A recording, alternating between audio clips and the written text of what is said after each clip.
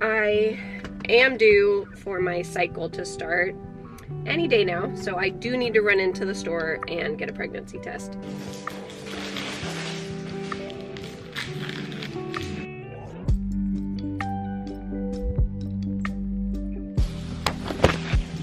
Okay, come here. Are you gonna try to give me your convoluted little system? I have to leave. And I said, Philip, you know how to make yogurt, right? And he said, no. I said, okay. She goes, really easy, super easy. Okay, so first you do this, then you do this. I got a note paper and I wrote step after step and realized I kept writing steps. This number of steps later, you tell the story. So, Alex says, hey, would you like to make yogurt for me while I'm gone? Absolutely, as she has an appointment that's gonna take her many, many moons to come home. She says, okay, so first you turn it onto the yogurt button, and then it's gonna boil, and then you're gonna do foam, and then she starts like 75 instructions later. I'm like, I'm gonna need paper. Alex, you're gonna teach me how to make yogurt, and you're gonna teach them how to make yogurt. It's over on my Instagram if you wanna see it step by step.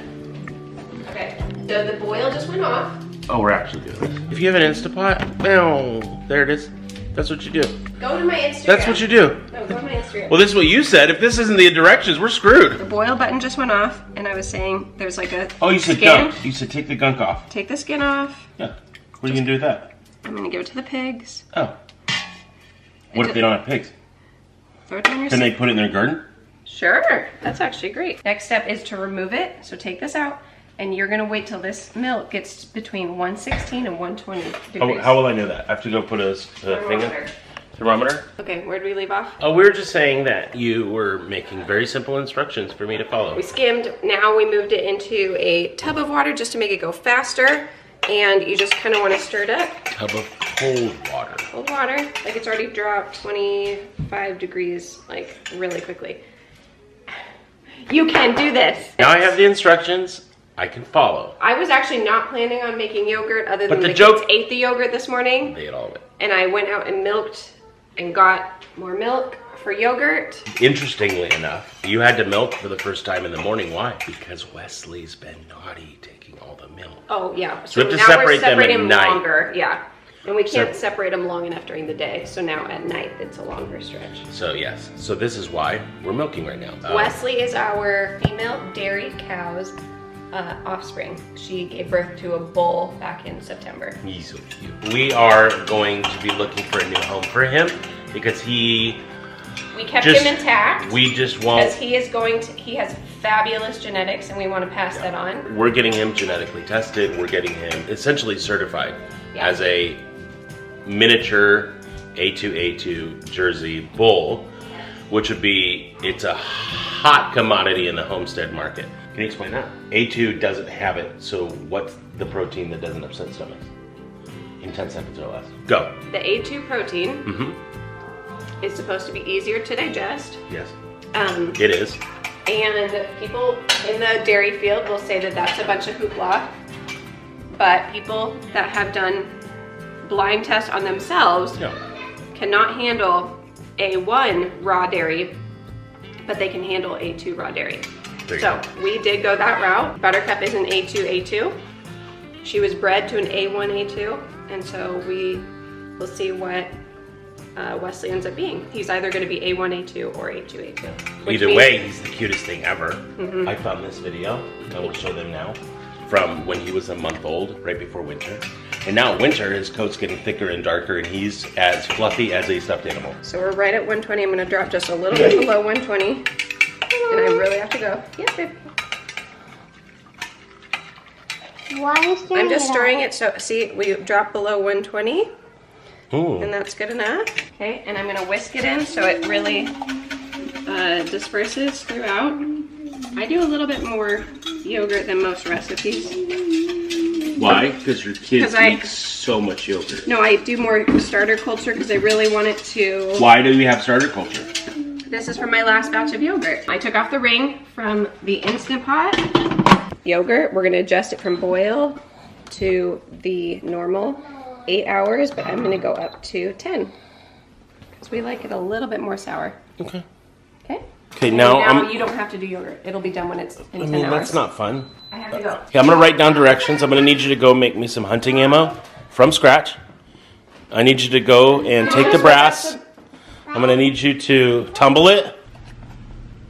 Okay, that was kind of a hodgepodge of a morning, but running out the door to get to an appointment. So I have struggled with tummy issues for my whole life. But I would say this one perk of not trying to get pregnant, being pregnant, nursing, I can actually go to the doctor and get some tests done. But I am due for my cycle to start any day now, so I do need to run into the store and get a pregnancy test because part of it is x-ray, and so they did ask me, and so we're gonna go get a pregnancy test. So honestly, since moving to Tennessee a couple of years ago, we have really changed, so I am really curious of what the doctors are gonna say. I have found some good protocols that help, but to see if they see anything that's going on that maybe I should have known about for the last 20 years.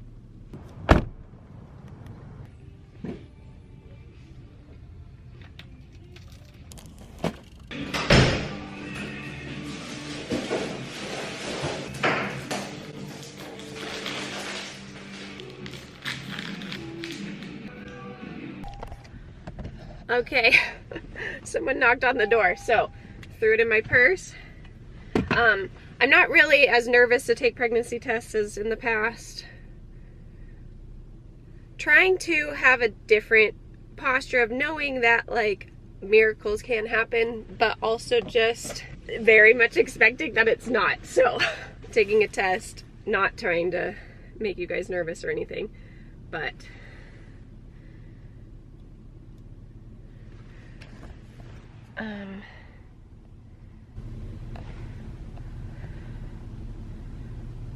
what the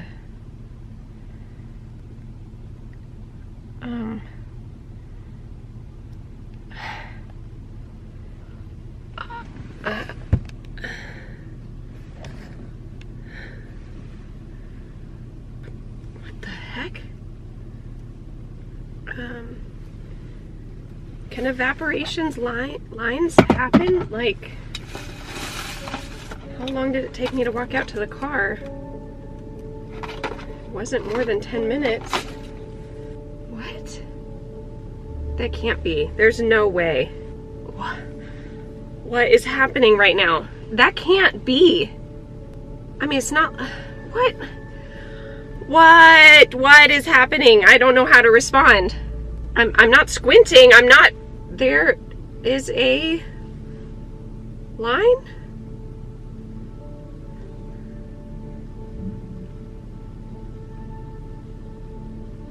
I don't understand. That doesn't feel like a real line though. It doesn't feel like pink. I don't know what to do.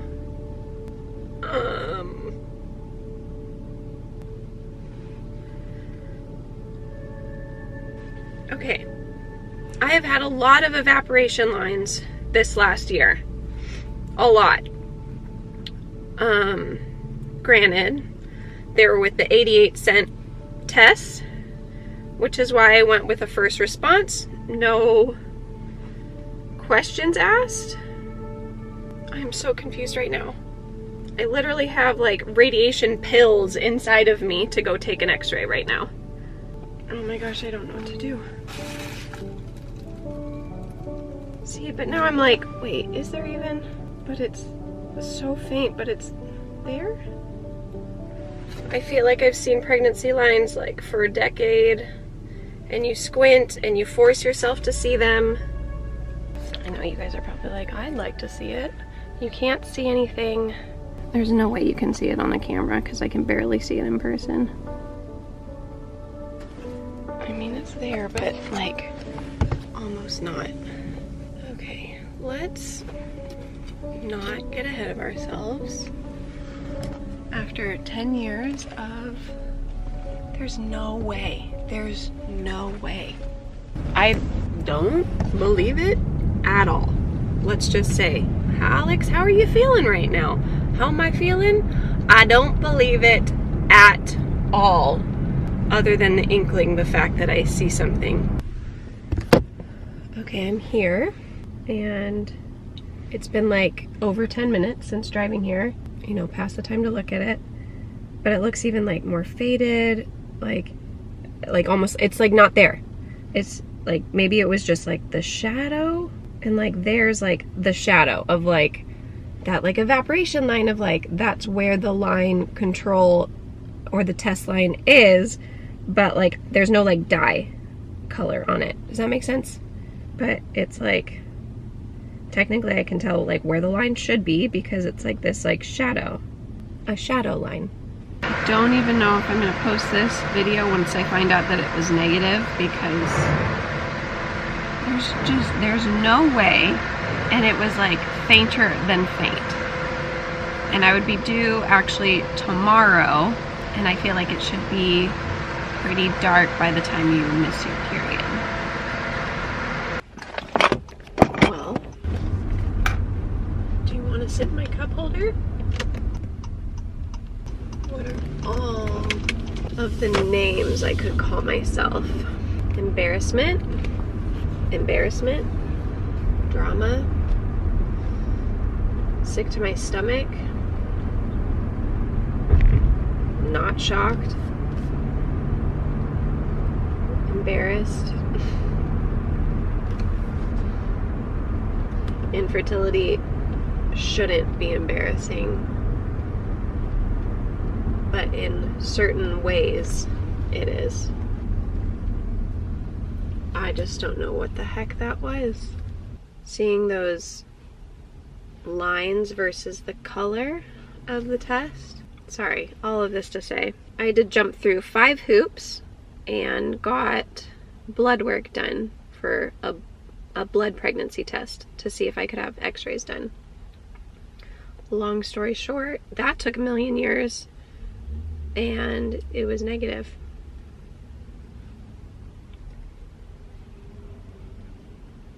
So it's just story of my life. I'm filming this just so I will not give in to what I've always done in the past. I get sad, I get upset, and I just stop filming. And I have half a vlog that I never show you guys. So much content of a half-started vlog that I never come back to. And I am choosing to film whether I share it or not. Whether I want to publicly announce my embarrassment or not. And my public announcements are always to make other people not feel alone.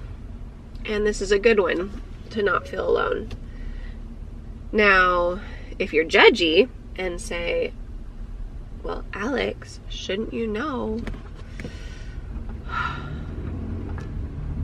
Yeah, I should know. I should know the difference between like a true positive. If I wasn't having an x-ray done and it was something of like going on a roller coaster, and you shouldn't do that if you're pregnant, I would say I'm not pregnant, even by reading that test.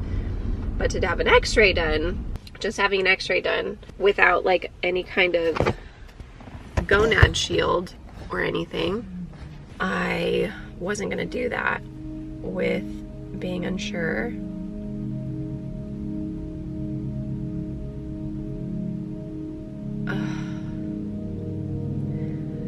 To you, it's 3 seconds, so it feels like it wasn't a long day. I left the house bright and early. It's late afternoon. And ended up having to move the x-ray to a different time. Anywho, we got it all done. I did get some results back right away. Some results that indicate, yeah, that's probably where your problem is starting. Sorry, I'm not super sharing all the details of my tummy stuff. If so many of you deal with tummy issues, I'm not like a closed book. I just don't really want to talk about tummy stuff right now. Other than the tummy stuff of growing a life, which is the biggest blessing and a miracle. And if you can do it and you can do it easily, wow, that's pretty darn cool. Do You guys even know how badly on days like this I just want to throw in the towel on picking up this camera. We ate dinner and rushed out for the kids, me and Philip, to all go to our Bible study. Then we rushed home for Philip to go to his other Bible study. So these are the nights where I don't want to pick up the camera, because this is where I usually throw in the towel and I say, I'm not going to share this because it's embarrassing, and it's just tugs at the strings, my heartstrings of, you are infertile. It's just this loud megaphone that plays in our life. And I was talking to a friend of mine, and I was explaining on how it's just so embarrassing. And you feel like the fool. And she said, as a friend of someone that's gone through infertility, I have never thought that. That is not the perspective. She said if anybody thinks that way, they need their heart checked and they need a little bit more Jesus.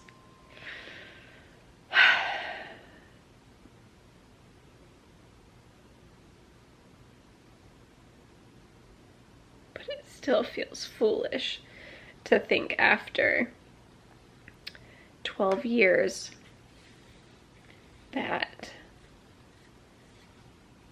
a test could be positive. But I will tell you, I was not looking for a positive. I have looked for a positive and squinted my eyes out until I imagined a line, per se. And I didn't do that. I just was picking it up to show you that it wasn't positive so I can go get my x-ray done. And I don't know. I don't have an answer for that. I don't have an answer of why that line was there within a few minutes of taking it. But I told you it was like more of like the line, like the shadowy looking, like, I'm trying to think of Cassidy's first test. I took other tests though when I was positive, because Cassidy's numbers were pretty high when I was pregnant with her. But other ones, when it was like really low numbers, they were like not that much darker than what I had seen today. Maybe there was more pigment in the line. Anyways, all of that to say today, it's like the end of the story. The end of the story is, okay, so then you're not pregnant. But it's this long, it's not even like the long, tedious journey. Like some people, they're done. They have 2 kids and they're done having kids. But even still, infertility lingers with you. Like it's still this unfair. I have to tell you one more story. My girlfriend, who I was talking to, was saying, she said not specifically for infertility, but a friend of hers had talked about depression and how it's this black dog. And sometimes that black dog is so far off in the distance, you can barely see it, but it's still there. And sometimes the black dog is on your face where you can't even get up. And I said that was such a beautiful picture of maybe someone who struggles with depression specifically, was this visual. But any of our grief that we carry, anything that you guys are facing and going through, like, it's the same for infertility. I pick up the camera when the dog is pretty much close to my face. You don't see other days where I'm just like, it's normal life. It's in the distance. It might be so far it almost feels like, oh, is that something I carry? But I would say over the last few months it's gotten closer where I feel like I'm walking the dog again. And it's here. And I thought our journey would kind of take care of itself Whether that would have been IVF working last year or miracles with our varicocele surgery, or honestly, I still pray for a miraculous pregnancy. I think I just need a good cry because it's been a while. It's been a while since I've cried over infertility. To be honest, I know I used to cry a lot. It was probably so much more therapeutic, so much better for me to cry more. My same friend I've been talking about, we used to joke where I was like, I'm Chandler, I'm dead inside. It's just a quote from Friends, if you guys missed that. But it's good for me to cry, so I should think about it, wallow about it, get a really good cry in tonight, and wake up so refreshed and bright for tomorrow. And I'm not even set, like you saw me this morning, I'm not even like expecting this pregnancy test, but I think it was just a smack in the face of, either a smack in the face of there's hope and things can come, but sometimes the enemy can just make it feel like ha ha ha ha ha, and it just feels so unfair. And it's really unfair to do it alone, and we should never do it alone. And I loved our community that we built from the beginning, and I want to see you guys. I miss talking to you guys. I'm thinking of when you first start a YouTube channel and it's smaller. I mean, we all knew each other by name. I mean, Emma, Bailey, Michelle, Stephanie. We were just a close-knit community. Thank you guys for watching, if I decide to put out this video. And I'll see you guys in my next video. Let your love multiply.